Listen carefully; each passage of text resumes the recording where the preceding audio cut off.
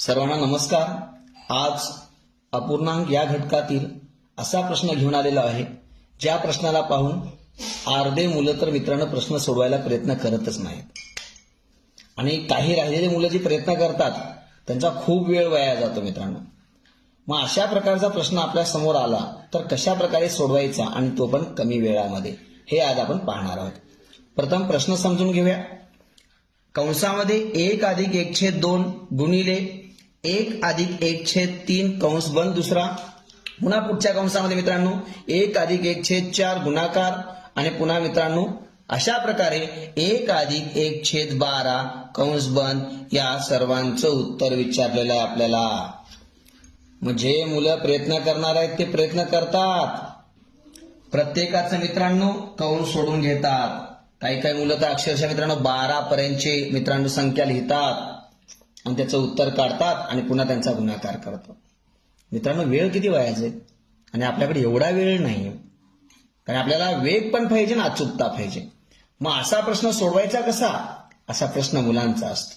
सोपी टेक्निक आहे, ज्या वेळेस मित्रांनो असं क्रमवार असेल 1+1/2 गुणिले 1+1/3 ह्या संख्या बघा क्रमानं आलेले आहेत 3, 4, 5, 6, 12 पर्यंत, आहे का नाही? यस, कंटिन्यू मध्ये तेच आहे, मध्ये अधिक चिन्ह आहे, डावीकडे 1 आहे। लक्षात आलं पाहिजे, अरे हे एक सिरीज आहे, अशा प्रकारची एक मालिका सुरू आहे। याचं उत्तर कसं काढायचं?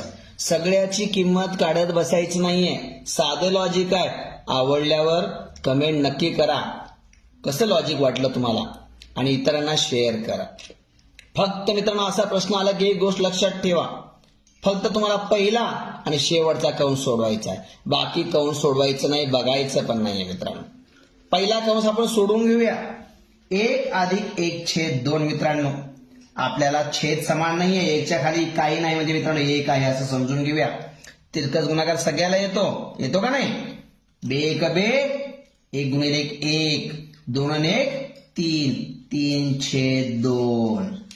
बघा मित्रांनो पहिल्या कंसाचं उत्तर कसं काढलं आपण? तिरकस गुणाकाराने।